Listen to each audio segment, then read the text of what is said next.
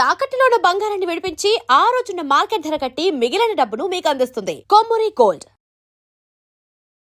నమస్తే, నేను ముఖేష్. ఈరోజు మనతో పాటు ఉన్నారు సీతమ్మ కొడుకు నారసింహుని బిడ్డ భగవత్ సేవకుడు రాఘవ్ శర్మ గారు మనతో పాటు ఉన్నారు. ఒకసారి వారితో మాట్లాడే ప్రయత్నం అయితే చేద్దాం. గురువు గారు నమస్కారం. లక్ష్మీ నారసింహానుగ్రహ ప్రాప్తిరస్తు. సో ముఖ్యంగా నవంబర్ 9 తర్వాత ఒక విధ్వంసం జరగబోతుంది, ఏపీలో ఒక సునామీ సృష్టించబోతున్నారు అని చెప్పి చెప్తున్నారు గురువు గారు. అసలు ఏం జరగబోతుంది అంటారు? నవంబర్ 9 తర్వాత విధ్వంసం కాదు. ఎవరు ఎన్ని మాట్లాడినా నేను చాలా క్లియర్గా చెప్తా. 2026 నవంబర్ 9 తర్వాత ఆంధ్రప్రదేశ్ మాజీ ముఖ్యమంత్రి వైసీపీ పార్టీ అధినేత వైఎస్ రాజశేఖర్ రెడ్డి ముద్దుల తనయుడు అయిన జగన్మోహన్ రెడ్డి గారికి శకం ప్రారంభం అవుతుంది. అండర్లైన్ చేసుకోండి. ఓకే, ఇది చాలా క్లియర్గా తెలియబరుస్తున్నా. ఈ సంవత్సరమే 2026 నవంబర్ 9 తర్వాత నుంచి నెమ్మదిగా ఎవరికీ అర్థం కాని విధంగా పాదరసం ఎలా అయితే చొచ్చుకొని పోతుందో ఆ ప్రకారంగా ప్రజల్లోకి మళ్ళీ ఖచ్చితంగా ఆ సునామీ అనాలా, తుఫాన్ అనాలా, ఇంకా ఏదో భూ ప్రకంపనను అనాలా, వాట్ ఎవర్ ఇట్ ఈస్, కానీ ఖచ్చితంగా ప్రజల్లో తిరిగి ఒక కొత్త నూతన విధాన అధ్యాయం చూస్తారు. ముఖ్యంగా పాదయాత్ర కూడా చేపట్టబోతున్నారని చెప్పేసి ప్రచారం జరుగుతుంది. ఇప్పుడు పాదయాత్ర చేపట్టాలి అనే ఆలోచన జగన్మోహన్ రెడ్డి గారికి రావడం పెద్ద కొత్త ఏం కాదు. ఆయన పాదయాత్ర మీద ఎందుకు బేస్ అవుతారు అంటే, పాదయాత్ర చేయటం వల్ల ప్రజలందరి దగ్గరికి అనువుగా, తేలికగా, అందుబాటులో ఉండే విధంగా అవకాశం ఉంటుంది. కాబట్టి ఆనాడు తండ్రి కోసం ఓదార్పు యాత్ర చేపట్టిన తర్వాత నుంచి ఈ రోజు వరకు ప్రజల్లో ప్రాభవాన్ని సంపాదించుకున్న నాయకుడిగా యావత్ ప్రపంచానికి తెలుసు. అంతే. సో అంటే ఇప్పుడు మీరు చెప్తున్న ప్రకారం నవంబర్ 9 నుంచి ఒక రేంజ్ లో హైప్ క్రియేట్ అవుతుందంట. మరి తదుపరి ఎలక్షన్ అయితే రాబోతుంది ఆటోమేటిక్ గా. అవును. సో అప్పుడు మళ్ళీ బ్యాక్ ఎలక్షన్స్ నోటిఫికేషన్ రిలీజ్ అయ్యాక, మొన్న ఆ మధ్య 5 రాష్ట్రాల ఎలక్షన్స్ కి నోటిఫికేషన్ వచ్చాక రిజల్ట్ నేను ముందే చెప్పా, మీ అందరికీ తెలుసా సంగతి, మాధ్యమాల్లో ఉన్నాయి. అలాగే అక్కడ ఎలక్షన్ నోటిఫికేషన్ ఓపెన్ అయ్యాక అప్పుడు నేను తెలియపరుస్తా. ఇప్పుడు పిల్లాడు పుడితే జాతకం రాయమని అడగచ్చు, పిల్లాడు పుట్టకుండా జాతకం రాయకూడదుగా. అలాగే ఇప్పుడు నేను మాట్లాడకూడదు. కానీ ఖచ్చితంగా జగన్మోహన్ రెడ్డి గారి యొక్క ప్రాభవాన్ని ఈ సంవత్సరం నుంచే చూడడం మొదలు పెడతారు. ఇది జరిగి తీరుతుంది. ఆంధ్రప్రదేశ్ రాష్ట్రంలో కష్టాలు, కడగండ్లు, బాధలు, రాజకీయ పూరిత కక్షతో చేసినటువంటి కొన్ని హత్యలు, ఇలాంటివి ఏవైతే జరుగుతున్నాయో వీళ్ళంతా కూడా జగన్మోహన్ రెడ్డి గారిని ఎందుకు కలుస్తున్నారు? ఎందుకు జగన్మోహన్ రెడ్డి వాళ్ళకి అందుబాటులో ఉంటున్నారు? రాష్ట్ర ప్రభుత్వం వైపు ఎందుకు చూడట్లేదు అంటే, ఇక్కడ అందరికీ అనుమానం రావచ్చు, వీడు వైసీపీ తొత్తు, వైసీపీ పేటీఎం, ఏదో వీడి బోందాచి లక్షణంగా మాట్లాడతారు. నేనేం కోపం తెచ్చుకొని హ్యాపీగా ఫీల్ అవుతా. ఎందుకంటే వాళ్ళు మన ప్రోగ్రామ్ చూస్తేనేగా పెట్టేది. ఆ ప్రకారంగా అందరూ చూశారని సంతోషిస్తా. కానీ ఇది నిజం. రాష్ట్ర ప్రభుత్వం దగ్గరికి ఎవరు వెళ్ళటల్లా. ఎందుకు? రీసెంట్ గా జగన్మోహన్ రెడ్డి సాయికృష్ణ అనే వాడి దగ్గరికి వెళ్లేంత వరకు ఎవరన్నా కదిలారా? ఏ ఆఫీసర్ అన్నా కదిలారా? ఎవరన్నా ముందుకొచ్చారా? చివరికి సీఎం ఆ కుటుంబాన్ని పిలిపించుకొని క్యాంప్ ఆఫీస్ లో కూర్చొని న్యాయం చేస్తాను అని మాటిచ్చి అప్పటికప్పుడు కేసు పెట్టి అప్పటికప్పుడు యాక్షన్ తీసుకున్నారు. ఇది జగన్మోహన్ రెడ్డి గారు అడుగు వేశాకేగా, అంతే కదా, వేయకముందు కాదుగా. ఇలా ప్రతిదీ రాష్ట్ర ప్రభుత్వానికి ఇదొక భయంకరమైన అగ్ని పరీక్షగా మారబోతోంది. గమనిస్తే చాలు. మీరు గతంలో ఇంకో మాట కూడా చెప్పారు, అసలు అమరావతి రాజధాని అనే ఊసే ఉండదు, మావిగన్కి వెళ్ళిపోతుంది మొత్తం అని చెప్పేసి. ఇప్పుడు మావిగన్ అనే పేరు అనౌన్స్ చేసినప్పుడు 1-2 రోజులు భయంకరంగా ట్రోల్ చేశారు. కానీ విద్యావేత్తలు, శాస్త్రవేత్తలు, విశ్లేషకులు, విమర్శకులు, ఆ తర్వాత ఎంతో మంది జ్ఞానవేత్తలు చాలా మంది ఆలోచిస్తారుగా. నిజమే కదా, అన్ని సిద్ధంగా ఉన్న ఈ బెల్ట్ని క్యాపిటల్గా మారిస్తే ఎక్కువ శాతం ఆదాయం పెరుగుతుంది, ఎక్కువ శాతం ఖర్చు తగ్గుతుంది అని ఆలోచనతో ట్రోల్స్ చేయడం మానేసి దాని మీద దృష్టి పెట్టారు. ఇవాళ మచిలీపట్నం కానీ, విజయవాడ కానీ, మంగళగిరి కానీ, గుంటూరు కానీ మావిగన్ అని అనౌన్స్ చెయ్యక ముందు చేసిన తరువాత ఎంత ఉందో వెళ్ళి కనుక్కోండి.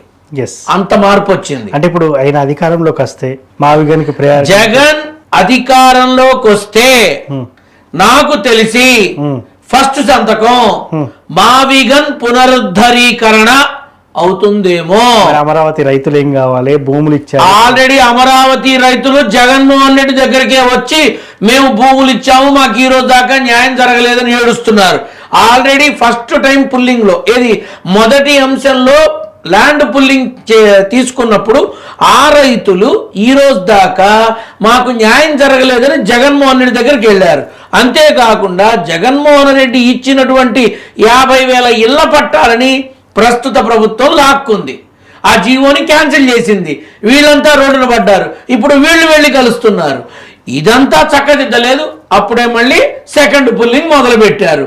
ఎంతవరకు వాళ్ళు ఇవ్వట్లా, వీళ్ళు తీసుకుంటున్నారు. వీళ్ళు రాజధాని నిర్మాణం కోసం మేము ల్యాండ్ పుల్లింగ్ చేస్తున్నాము అంటున్నారు. ల్యాండ్ పుల్లింగ్ చేస్తున్నారో, నీతి నియమాలని కిల్లింగ్ చేస్తున్నారో వాళ్ళని వాళ్ళు ఆత్మవిమర్శ చేసుకోవాలి. నిజంగా ఫస్ట్ టైం పుల్లింగ్ చేస్తే ఇప్పటిదాకా డెవలప్మెంట్ ఏది? అదే ఏం కనిపించట్లా. సరే, నేను చంద్రబాబు నాయుడు గారిని నేరుగా అవకాశం ఇచ్చి చావరు. ఎందుకంటే మునిముడా కొడుకుని మొహం మీద మాట్లాడతా, నాకేం భయం. నేను ఆయన కలిస్తే చంద్రబాబు నాయుడు గారు అమరావతి కోసం ల్యాండ్ ఇచ్చినటువంటి రైతులు, మొదటి విడతలో ల్యాండ్ ఇచ్చిన రైతులు ఎంతమంది, మీరు వాళ్ళకి ఎంతమందికి తిరిగి ల్యాండ్ ఇచ్చారు, ఎంతమందికి తిరిగి కాంపన్సేషన్ ఇచ్చారు, ఎంతమందికి తిరిగి ప్రభుత్వ ఉద్యోగంలో ఏర్పాటు చేశారు, ఎంతమందికి సరైన సమతుల్యమైన న్యాయాన్ని అందించారు, ఆ వివరాలు ఈ రోజు దాకా, మీరు ఇచ్చిన రోజు నుంచి ఈ రోజు దాకా అమరావతిలో కానీ, ఆ అమరావతి గ్రామ సర్పంచ్ కార్యాలయంలో కానీ, ఎమ్మెల్యే కాన్స్టిట్యున్సీ ఆఫీస్లో కానీ, రాష్ట్ర ప్రభుత్వ సెక్రటేరియట్ సచివాలయం ఆఫీస్లో కానీ, మీడియా మిత్రులకు కానీ ఏదైనా వివరణాత్మకమైనటువంటి డిస్ప్లే ఉందా? లేదు, ఏమీ లేదు. ఉందా ఎక్కడన్నా? నేను అడుగుదాం అనుకుంటున్నా. చంద్రబాబు నాయుడు గారు ఈ విధమైనటువంటి వివరణాత్మకమైన వివరణ, ఏ రైతు ఎంత ల్యాండ్ ఇచ్చాడు, ఆ ఇచ్చిన ల్యాండ్కి మీరేం తిరిగి ఇచ్చారు, ఈ వివరణ మాకు అందింది ఎన్ఓసి సర్టిఫికెట్తో రైతు ఇచ్చినటువంటి విధంగా ఏదైనా మీరు పబ్లిక్ గా తీసుకొచ్చారా? లేదు. తీసుకొస్తారేమో రాబోయే రోజు. ఇంకెప్పుడు ఫస్ట్ పుల్లింగ్ లో ఎంతమంది రైతులు ఉన్నారు? మరి జగన్ తీసుకున్నాడని చెప్పి స్వర్ణాంధ్రప్రదేశ్ అని ఒక కమిటీ పెట్టి, జేఏసీ పెట్టి వాళ్ళని రెచ్చగొట్టి జగన్ మింగేస్తున్నాడు, బకాసురుడు రాకాసురుడు అని చెప్పి మింగేస్తున్నాడని వాళ్ళని రెచ్చగొట్టి పాదయాత్రలు చేయించి విపరీతమైన విషయం చల్లారుగా. మరి వాళ్ళ మొత్తం వైజాగ్ వెళ్తున్నాయిగా. స్టీల్ ప్లాంట్ వైజాగ్ వెళ్తోంది, అవునా? ఫార్మా ఇండస్ట్రీ వైజాగ్ వెళ్తోంది, కొత్త వచ్చే ఇండస్ట్రీలు వైజాగే వెళ్తున్నాయి. రాజధాని అని చెప్పాలా చంద్రబాబు గారు, కానీ మొత్తం వైజాగే వెళుతున్నాయి. మిగతావి లేవా? మిగతావి ఎక్కడా లేవా? లోకేష్ బాబు మొన్న మీటింగ్ లో అంటున్నాడు, రాయలసీమ రతనాల సీమను చేసి చూపిస్తా, ఈ కర్నూలు, కడప, ఈ రాయలసీమ జిల్లాలు మొత్తం అద్భుతంగా చేస్తా. రాజధాని అని చెప్పలేదు, కానీ అన్నీ చేస్తానంటున్నారు. జగన్మోహన్ రెడ్డి చెప్పింది ఏంటి మరి? తను రాజధాని అనే పదం వాడాడు, వీళ్ళు వాడలా.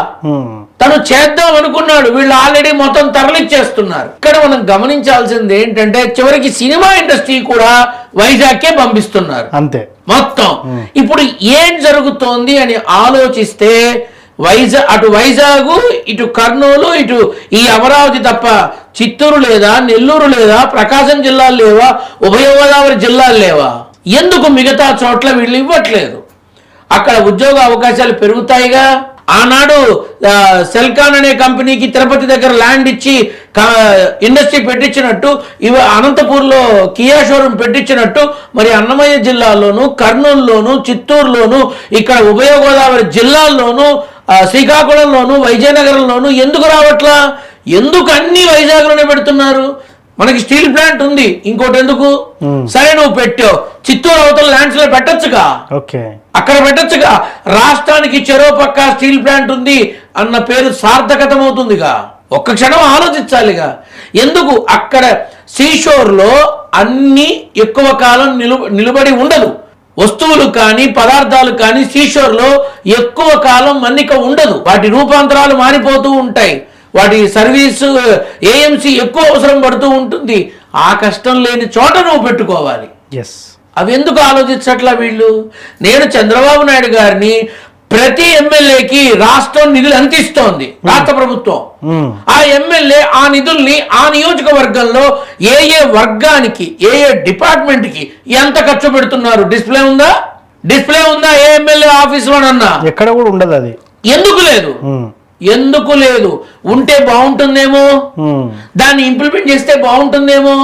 రెవెన్యూకి, మెడికల్కి, జిహెచ్ఎంసీకి, స్కూల్స్కి, కాలేజెస్కి, హాస్పిటల్స్కి రాష్ట్ర ప్రభుత్వం ఎక్కడ ఖర్చు ఎంత పెడుతోంది అనేది ప్రజలకి తెలియాల్సిన అవసరం ఉంది. వాళ్ళు ఏ రాష్ట్రమైనా ఏ ప్రభుత్వం అయినా సరే. రేపు జగన్మోహన్ రెడ్డి గారు వచ్చి కూడా నేను ఇదే అడుగుతా. ప్రతి ఎమ్మెల్యే తన కాన్స్టిట్యున్సీలో తనకి వచ్చే నిధుల్ని ఏ రకంగా ఖర్చు పెడుతున్నాడు అది తెలియపరచాలి. అన్నిటికన్నా ప్రమాదకరమైన బాధ్యతలు నిర్వహిస్తున్న పోలీసు యంత్రాంగానికి పోలీసు డ్యూటీ తప్ప ఇంకొకటి ఉండదా? వాళ్ళకి మాత్రం పెళ్ళాం బిడ్డలు ఉండదా? వాళ్ళకి మాత్రం కాస్త భార్య బిడ్డలతో ఉండాలని ఉండదా? వాళ్ళకి రీప్లేస్మెంట్ ఎలా చేస్తున్నారు?